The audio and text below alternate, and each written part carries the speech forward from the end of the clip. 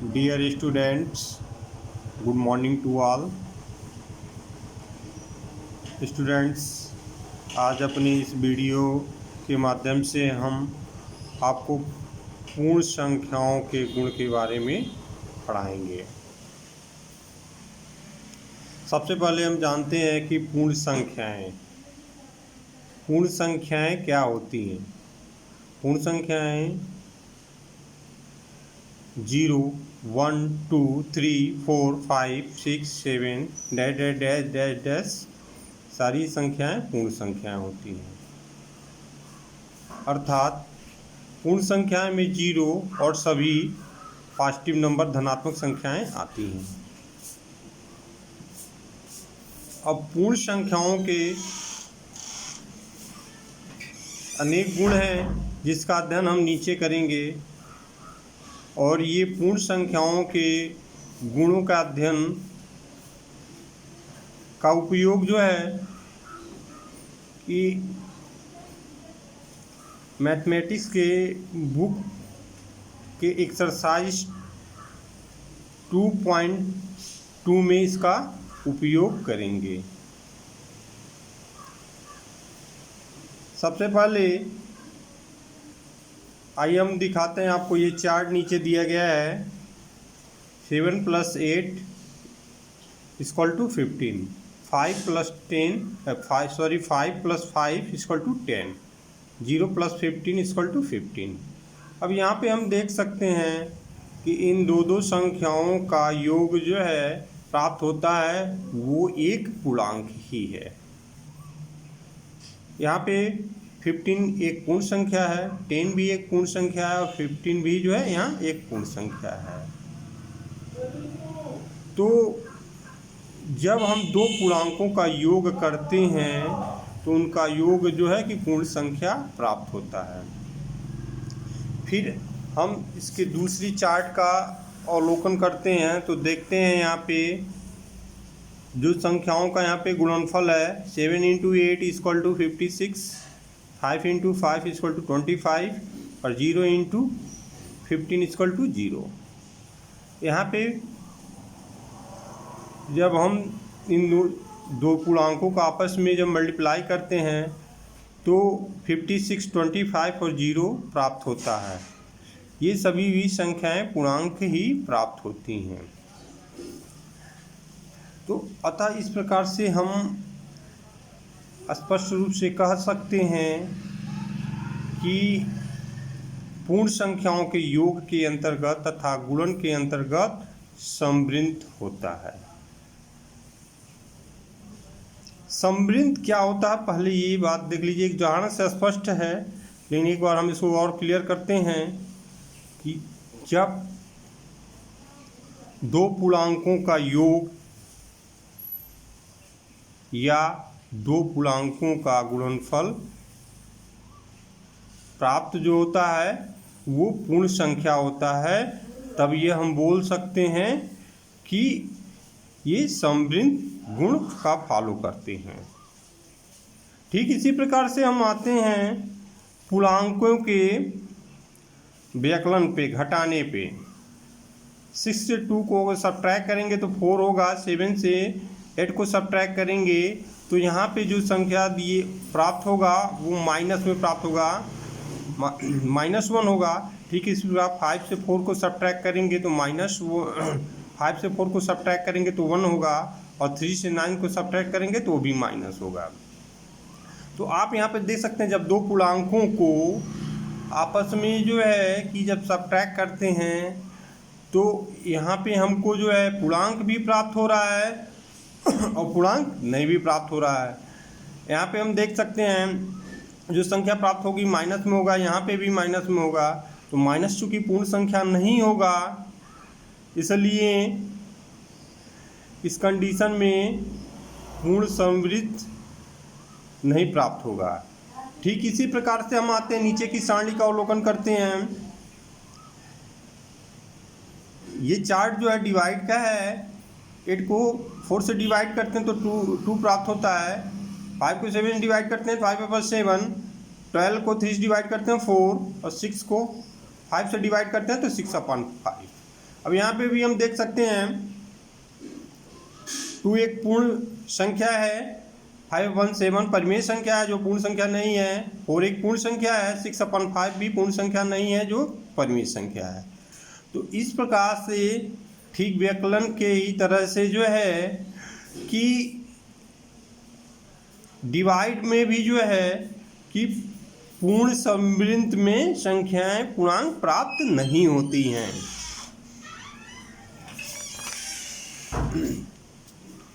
आगे हम पढ़ते हैं योग और गुणन का क्रम विनिमेयता। योग और गुणन का क्रम विनिमेयता नाम से ही स्पष्ट है। क्रम विनिमेयता को योग में और क्रम विनिमेयता को गुणन में हम अध्ययन करेंगे। तो सबसे पहले हम योग में आपको बताते हैं, यहाँ पे संख्या रेखाएं बनी हुई हैं जो पूर्व वीडियो में अपनी संख्या रेखा के बारे में हम आपको समझाए हुए हैं। यहाँ पे आप देख सकते हैं पहली संख्या रेखा में 3 से 5 तक संख्याओं को इंडिकेट किया गया है तीर के माध्यम से। अब यहाँ पे हम देख सकते हैं जो खाली संख्याएं प्राप्त हो रही हैं 0 से 1, 1 से 2, 2 से 3, यहाँ पे 3 है और प्लस इसी दिशा में 3 से 4, 4 से 5 2 है, इसमें 2 जोड़ेंगे तो इसका योग 3 धन जो पहली संख्या रेखा दिखा रहा है 3 धन 2 यानी कि इसका योग 5 दिखा रहा है। ठीक इसी प्रकार हम दूसरी संख्या रेखा का अवलोकन करते हैं और इसमें देखते हैं 0 से 1, 1 से 2, यहाँ पे 2 प्राप्त होता है। फिर 2 से यहाँ पे उसी दिशा में 2 से 5 तक एरो दिखाया गया है यानी उसी दिशा में है, तो ये 2 में 2 से 3, 3 से 4, 4 से 5 यानी कि 3 यहाँ ऐड हो रहा है तो 3 2 5 होगा। अब हम आप देख सकते हैं 3 में 2 जोड़ेंगे तभी इसका योगफल 5 ही प्राप्त होता है। ठीक इसी प्रकार से 2 में 3 जोड़ेंगे तभी इसका योगफल 5 ही प्राप्त होता है। योगफल दोनों कंडीशनों में ही 5 ही प्राप्त होता है, लेकिन हम इस संख्याओं का क्रम देखेंगे। यहाँ पे 3 पहले है और 2 बाद में है। ठीक इसी प्रकार से यहाँ पे देख सकते हैं 2 पहले है और 3 बाद में है और इन दोनों कंडीशनों में जो है इन दोनों को जोड़ा हुआ है, तो इसलिए हम इसको योग बोलेंगे। और चूंकि इनका क्रम जो है क्या हो जा रहा है, विनिमय हो जा रहा है, बदल जा रहा है, इसलिए योग का क्रम विनिमय नियम। योग के क्रम विनिमय नियम में अंकों का प्लेस बदल जाता है और योग ही होता है, लेकिन ये ध्यान रखेंगे उनका जो वैल्यू होता है सेम होना चाहिए, वो नहीं बदलना है। ऐसे 3 धन 2 और 2 धन 3, इसके दोनों का वैल्यू जो है 5 ही प्राप्त होगा। तो इस प्रकार से जब संख्याओं को योग करते हैं और उनका स्थान परिवर्तित हो जाता है, उस कंडीशन में मान उनकी जो है कि नहीं बदलती, मान जो है कि सेम रहता है, तो इस दशा को योग का क्रम विनिमय नियम या योग का क्रम विनिमयता बोलते हैं।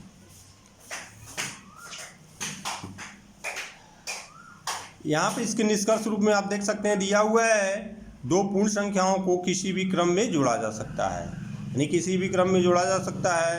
आप यहाँ पे देखो ध्यान से दिया हुआ 4 धन 6, अगले एग्जाम्पल में है 4 धन 6 और 6 धन 4, तो 4 धन 6 10 होगा और 6 धन 4 ये भी 10 होगा, लेकिन जो है कि इनके अंकों का क्रम क्या हो गया है, इनके अंकों का क्रम जो है योग में बदल दिया गया है। इसलिए जो है कि निष्कर्ष रूप में वही दोनों एग्जाम्पलों से ये निष्कर्ष निकलता है कि 2 पूर्णांकों का पूर्ण संख्याओं का किसी भी क्रम में हम जोड़ सकते हैं उनको। अगला आता है गुणन का क्रम विनिमयता या गुणन का क्रम विनिमय नियम। जैसे यहाँ पे 4 गुणे 5 ले लें हम और 4 गुणे 5 करें तो 4 × 5 = 20 प्राप्त होगा। ठीक इसी प्रकार से अगर जो इनके क्रम को बदल दिया जाए, 5 गुणे हम 4 ले लें तब भी इसकी वैल्यू जो है इसके बराबर ही होगी। 4 × 5 = 20, 5 × 4 = 20, इन दोनों का वैल्यू सेम होगा। ठीक इसी तरीके से योग के तरह से ये भी है, केवल उन जो है यहाँ पे उन चूंकि संख्याओं को जोड़ा गया था, उनका क्रम विनिमय था, तो योग का क्रम विनिमय नियम था। और यहाँ पे जो है कि चूंकि गुणा करने पे प्राप्त हो रहा है, तो इसलिए संख्याओं का गुणन का क्रम विनिमय नियम होगा। इसमें भी हम ये ध्यान रखते हैं कि संख्याओं के स्थान का परिवर्तन होता है, लेकिन संख्याओं के स्थान परिवर्तन होने के साथ साथ उनमें जब आपस में गुणा करते हैं तो उनकी वैल्यू सेम होनी चाहिए, बदलना नहीं चाहिए। इस प्रकार से हम निष्कर्ष रूप में कह सकते हैं, जब दो पूर्ण संख्याओं को किसी भी क्रम में गुणा करते हैं और उनकी वैल्यू जब सेम रहती है तो गुणन का क्रम विनिमयता प्रगुण होता है, या गुणन का क्रम विनिमयता नियम प्राप्त होता है। नेक्स्ट टॉपिक पे आएंगे, योग और गुणन का सहचारिता। अब यहाँ पे हम देख सकते हैं कि यहाँ पे दो एग्जाम्पलों के माध्यम से इसको समझाने का प्रयास करेंगे। जैसे यहाँ पे आप देख सकते हैं 2 धन 3 धन 4 बराबर 5 धन 4 बराबर 9। 2 धन 3 धन 4, यहाँ पे देख सकते हैं 3 पद दिया है, 1 2 3, 3 पद दिया हुआ है। इसमें पहला और दूसरे पद को पहले जोड़ा गया है, फिर तीसरे पद को उसमें जोड़ा गया है। क्योंकि योग का हम सहचार्य प्रगुण पढ़ रहे हैं तो इसमें योग की बात करेंगे। तो पहले और दूसरे पद को जोड़े हैं तो 2 3 5 हो जाएगा, और तीसरा पद इसमें 4, इसमें जोड़ लेंगे 9 प्राप्त होगा।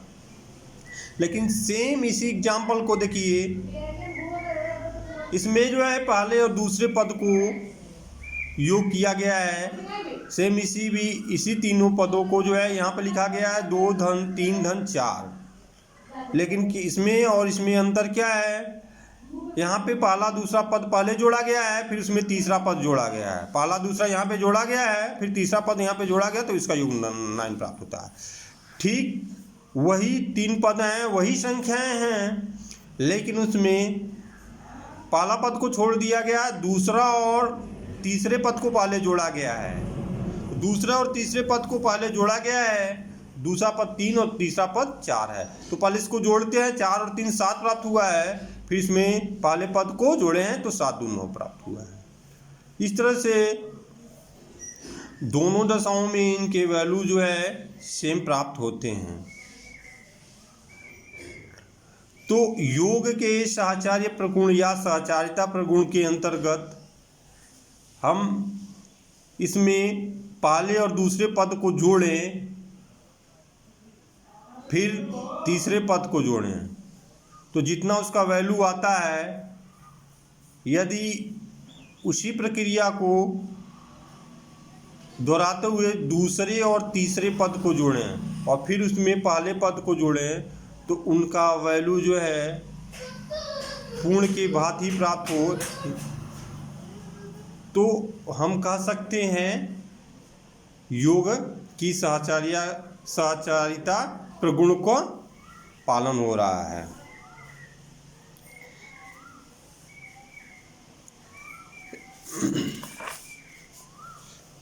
ठीक इसी प्रकार से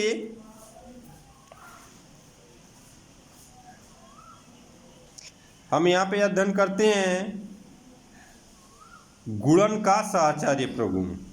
गुणन के सहचार्य प्रगुण में जैसे आप यहाँ पे देख सकते हैं 2 × 3 × 4 है। यहाँ पे 3 संख्याएं हैं जिनका आपस में तीनों का गुणा हुआ है, लेकिन दूसरे और तीसरे संख्या को ब्रैकेट में रखा गया है। ब्रैकेट में रखने से यहाँ तात्पर्य यह है कि पहले इसका कैलकुलेशन करेंगे, फिर जो प्राप्त होगा पहली संख्या हम करेंगे। तो 4 3 12 और 12 में 2 का गुणा करेंगे तो 24 हमको प्राप्त होगा। ठीक इसी संख्या को हम पहली संख्या 2 और दूसरी संख्या 3 को एक साथ रखते हैं एक कोष्ठक में, और तीसरी संख्या 4 को हम बाहर यहाँ निकाल लेते हैं। तो इसका जब पहली और दूसरी संख्या का आपस में मल्टीप्लाई करेंगे, 2 3 6, 6 चौक को 24 प्राप्त होगा। तो इस प्रकार से जब आपस में संख्याओं का गुणनफल प्राप्त होता है तो पहली और दूसरी संख्या को पहले मल्टीप्लाई करके तीसरी संख्या मल्टीप्लाई करते हैं, या पहली और दूसरी संख्या को आपस में मल्टीप्लाई करके फिर तीसरी संख्या में उसका मल्टीप्लाई करते हैं, तो उसका वैल्यू सेम प्राप्त होता है। तो गुणन का साहचर्य प्रगुण का पालन होता है। इस प्रकार से हम कह सकते हैं कि यदि पूर्ण संख्याओं का गुणन का साहचर्य या साहचर्य गुण कहलाता है।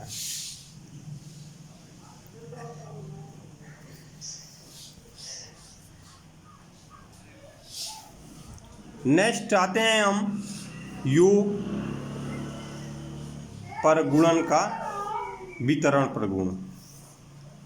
योग पर गुणन का वितरण प्रगुण का हम अध्ययन करते हैं। तो यहाँ पे हम देख सकते हैं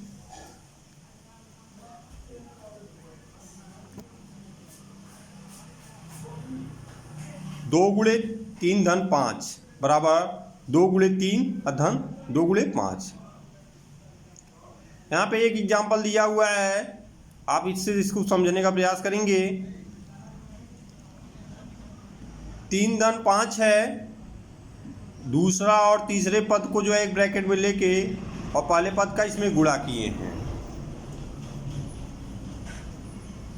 तो या तो हम संख्याएं को ऐसे लिखें, या तो संख्याओं को देखिए हम इस प्रकार लिखते हैं 2 गुणे 3 एक कोष्टक में, फिर धन 2 गुणे 5 एक कोष्टक में। तो यहाँ पे क्या है कि वितरण प्रगुण है। ये वितरण अर्थात बांटना, बंटन। जैसे यहाँ पे 2 का मल्टीप्लाई जो है 3 + 5 दोनों संख्याओं में हमको दोनों पदों में करना है। तो यहाँ पे हम देख सकते हैं 2 का मल्टीप्लाई भी, या कह सकते हैं 2 का वितरण पहले 3 में किए हैं, फिर प्लस 2 का वितरण हम 5 में किए हैं, 2 का मल्टीप्लाई हम 5 में किए हैं। इस प्रकार से जब हम मल्टीप्लाई करेंगे तो 2 3 जा 6 और 2 5 जा 10, और इन दोनों को ऐड कर लेंगे जो इसका आंसर प्राप्त होगा। ठीक इसी प्रकार से यहाँ पे और एग्जाम्पल दिया हुआ है, उसको भी हम देख सकते हैं। ऐसे यहाँ पे एक ऊपर दिया हुआ 6 × 5 + 3, तो 6 का पहले मल्टीप्लाई 5 में करेंगे, फिर प्लस करेंगे, फिर 6 का मल्टीप्लाई 3 में करेंगे। ठीक इसी प्रकार से जो है यहाँ पे अनेक एग्जाम्पल दिए हुए हैं। आपको समझना ये है कि जब किसी 3 पदों में किसी 2 पदों के योग को किसी तीसरे पद से जब मल्टीप्लाई करते हैं, तो उन दोनों पदों में उस पहले पद का बारी बारी से मल्टीप्लाई करते हैं। इस प्रगुण को हम बोलते हैं योग पर गुणन का वितरण प्रगुण। नेक्स्ट हम पढ़ेंगे तत्समक योग और गुणन के गुण। यहाँ पे हम थोड़ा सा आपको बताते हैं।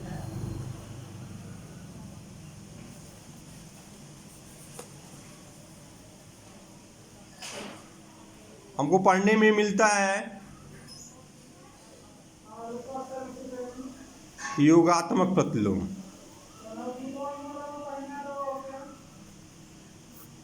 योगात्मक प्रतिलोम को पढ़ने को मिलता है, तो कभी भी योगात्मक प्रतिलोम में +1 का योगात्मक प्रतिलोम -1 होगा, -5 का योगात्मक प्रतिलोम +5 होगा,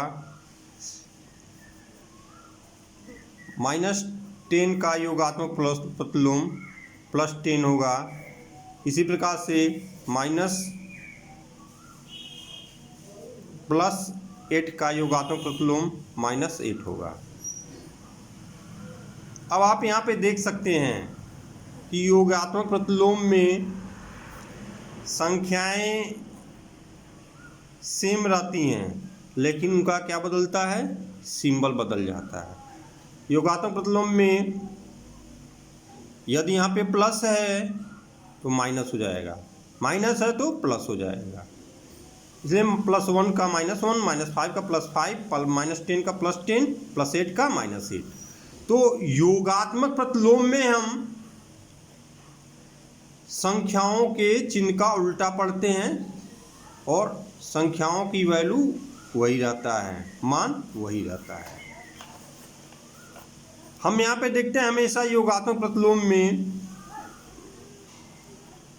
-a +a, इसकी वैल्यू कितनी होगी, माइनस और प्लस है तो जितना माइनस उतना ही प्लस है, तो इससे ये क्या होगा, कट जाएगा, इसकी वैल्यू 0 होगा। तो हमेशा हम ये देखते हैं योगात्मक प्रतिलोम में दो संख्याओं का जो है कैलकुलेशन होता है, गणना होता है, तो उसकी वैल्यू हमेशा 0 प्राप्त होती है। और ये 0 तभी प्राप्त होगा जितना यहाँ माइनस रहेगा उतना ही प्लस रहेगा, या जितना यहाँ प्लस रहेगा उतना ही माइनस रहेगा।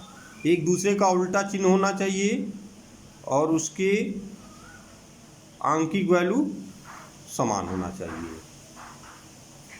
नेक्स्ट आते हैं गुणात्मक प्रतिलोम। गुणात्मक प्रतिलोम में आप ध्यान दीजिए,